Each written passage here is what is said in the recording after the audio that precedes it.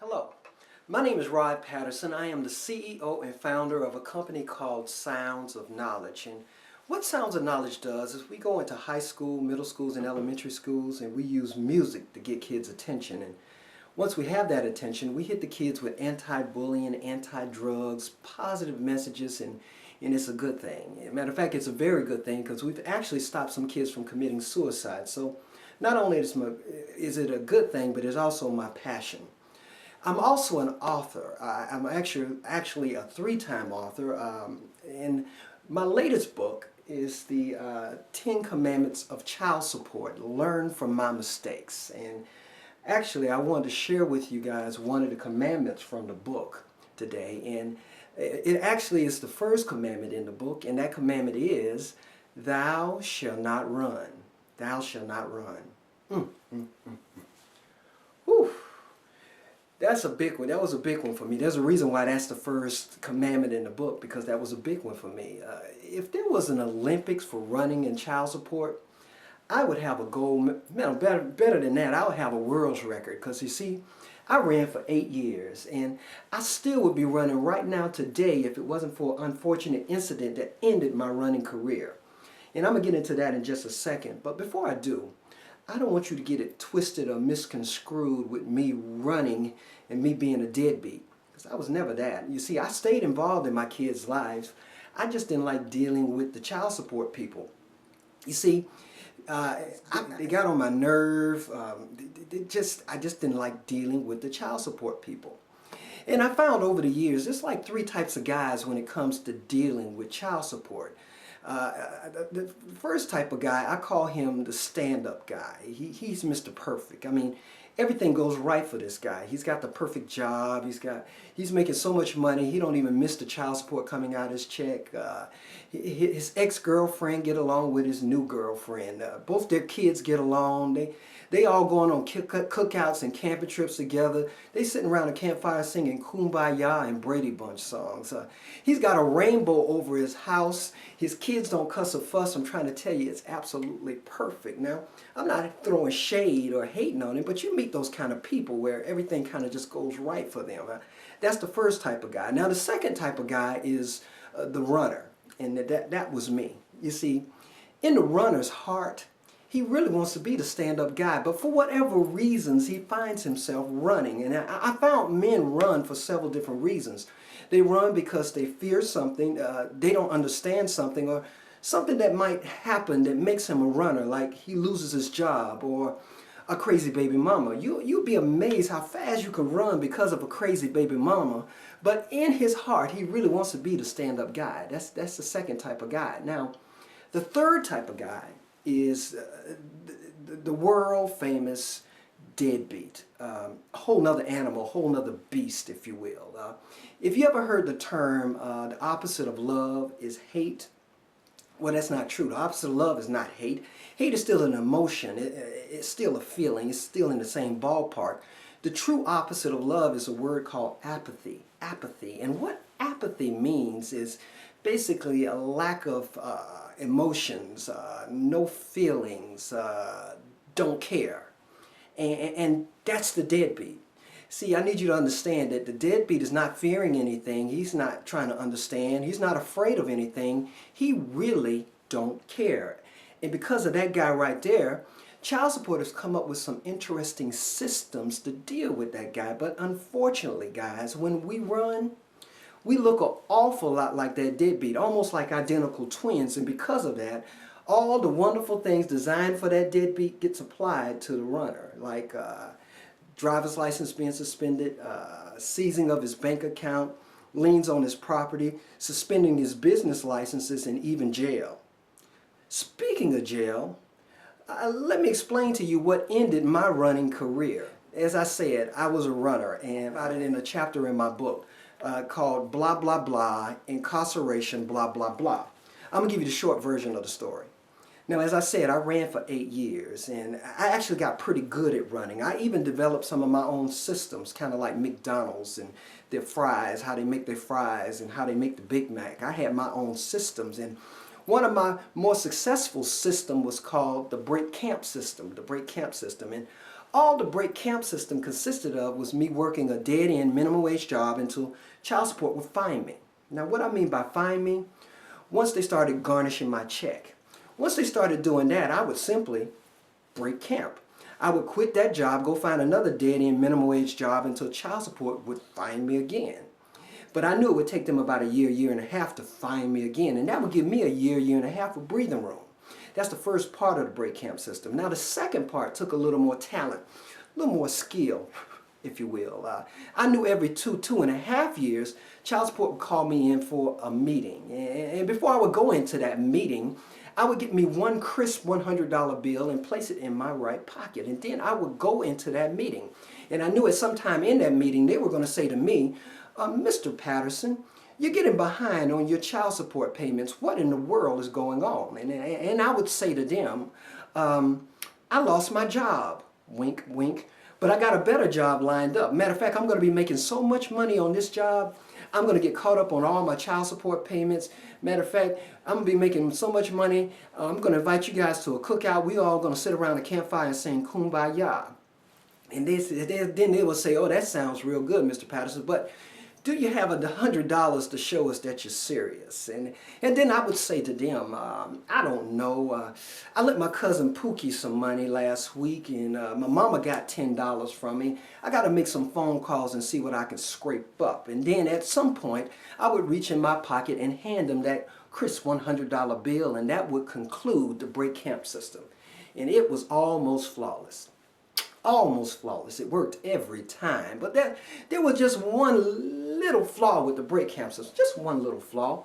You see, I was building up a debt to child support. And about 8 years in, that debt had risen to, say, about $15,000. And at $15,000, there really should have been an alarm to go off inside my head. Some kind of warning to say, hey, dummy, at $15,000, these folks about to get real with you. And they did get real with me. They got really real. But the sad thing is, they got real with me, and I didn't even know it had gotten real until it was too late. But you know, hindsight is 20/20. Looking back on it all, there were 5 crystal clear red flags that it had gotten real. I just didn't see it at the time. The first red flag was when they called me in that very last time, they didn't call me in for a meeting. No. They called me into a hearing. You see, all the other years, it was meeting. This last time, they called me in for a hearing. That's the first red flag. Now, the second red flag was the location of the hearing. The location of the hearing was way out in the boondocks. I mean, real far out, like 2 bus transfers out in the middle of the woods. Now, you see, all my other meetings with child support was relatively close to my house. I could have rode my bike, skip, or rode my skateboard there, but this hearing was way out in the middle of the woods. That's the second red flag. Now, the third red flag, even Ray Charles could have saw this, but I guess I didn't see it at the time because, you see, I'm a glass half full type of guy. You know, I'm a positive person. But the location of the hearing just so happened to be right next door to a jail. I didn't put 2 and 2 together. I didn't think they had anything to do with it. But now let's fast forward to the hearing itself. I get in the building and I get a little false sense of security because I realize that my hearing is not being held in a courtroom. It's being held in a meeting room. And I don't know why in my mind courtroom equals danger. Meeting room means it's going to be okay. I don't know what I was thinking about. See, first of all, this was no ordinary meeting room. See, this meeting room was equipped with this 100-foot-long oak wood table with 20 black leather chairs surrounding it. Occupying those 20 black leather chairs were mainly women. At the head of the table was the boss lady. I call her the boss lady. She was the magistrate. When I walked in the room, she was reading my case aloud. Now, guys, people, they call it a hearing because they all kind of huddle together and try to figure out what they want to do with an aggravating case. And in my case, I felt I didn't need to hear the case because I was the case. I've been living this case for 8 years, so why should Sir Rod listen? So I just kicked back in my black leather chair and I went into half listening mode. And that was a big mistake because if I had been listening, I would have caught a penny from God. And for those of you who don't know what a penny from God is a lucky break. a rare opportunity, a blessing, if you will, something that don't happen too often. And my rare opportunity was I had an opportunity to walk up out of there that day. And if I had been listening, I would have caught it. Because you see, halfway through the boss lady's these, thous, and blah, blah, blahs, she stopped and looked in my direction. And she said, Mr. Patterson, there seems to be a missing paper, a missing document, a missing form out of your case file. And because of this, we can postpone this hearing to a later date. Right after she said date, that's when I sat up from my relaxed position in my black leather chair. And I looked that lady dead in her eyes and I said, no, let's proceed. Right after I said proceed, that's when the fourth red flag happened, because it seemed like all those 20 people sitting in those black leather chairs stopped what they were doing and looked in my direction as though I had lost my mind. Now the boss lady said with a question mark on her face, Mr. Patterson, you sure you want to proceed? I looked her dead in her eyes again. I said a little louder and just a little more assured, yes, I'm more than sure I want to proceed. See, I hadn't lost my mind. I just wanted to get this thing over with. See, I had my $100 bill in my right pocket, and I didn't want to see these 20 people for another 2.5 years. Besides that, we are 2 bus transfers out in the middle of the woods. I got to get all the way back in town. I got people to see. I got places to go. Now the boss lady said with a smile on her face, let it duly be noted that Mr. Patterson wants to proceed. Now, I'm going to be honest with you, she did throw me off with that smile. I thought it was just a tad bit unprofessional. And she proceeded. I returned back to my relaxed position in my black leather chair, and she tarried on. And then about 5 minutes, I'm halfway listening like I do. I hear blah, blah, blah, these and thou, blah, blah, blah, incarceration, blah, blah, blah. That's when I yet again set up from my relaxed position in my black leather chair, because you see, I am no rocket scientist, and I may not be the sharpest knife in the drawer, but I do have a pretty good working vocabulary, and if I'm not mistaken, that word incarceration is another word for, what's the word I'm looking for? It's that word J. Before I could get the J out in my mind, somebody was tapping me on my shoulder, and I looked up and it was a cop. It was a big cop. And he threw me off because he said nicely, excuse me, sir, you want to step into the back for a second? Now that sounded non-threatening. I thought it had something to do with that missing paper, that missing document, that missing form. So I said to the nice Officer Shack, sure, I'll walk with you. Now, as me and Officer Shack are walking alongside this 100-foot-long oak wood table with 20 black leather chairs, mainly occupied by women, that's when the 5th and final red flag happened, because not a one of those 20 people sitting in those chairs would give me eye contact. Matter of fact, I thought I saw one lady crying. I don't know why she was crying, but I definitely saw a tear. Soon as me and the officer cleared that meeting room and the door shut ever so gently, now with a lot of bass in his voice, he said, turn around, place your hands behind your back, you're being arrested for non-payment of child support.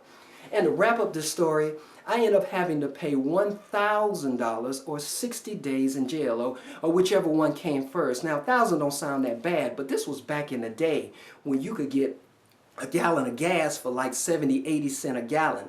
I was in jail for 3 days until my girlfriend at the time could beg, borrow, and steal to get that money and get me out. But when I finally got out, from that day forward, child support had my undivided attention, and that ended my running career. So my advice to you gentlemen out there, don't run. Don't run. Because you see, when you run, it only makes you look like a deadbeat. And if you look like that deadbeat, all the wonderful things designed for that deadbeat will happen to you. So don't run. My name is Rod Patterson. I want to thank you guys for listening to my story. I got like, there's 10 commandments. That was just one. There are 9 others. My purpose for this book is threefold. I want to give men and women clarity about a very, very confusing system of child support. Also, I want men to know that they're not alone. We as men, it's a pride thing, and I think it's just a man thing. We try to handle our business on our own, and because of that, we sometimes think that we're the only ones going through what we're going through, and that's not true. And finally, and more importantly, I want to try to save some lives, because you see, nothing breaks my heart more than when I read in the newspaper or I see a news story about a guy having a bad day in court. He feels the world is against him. He feels he's all alone, and because of that, he decides to end his life.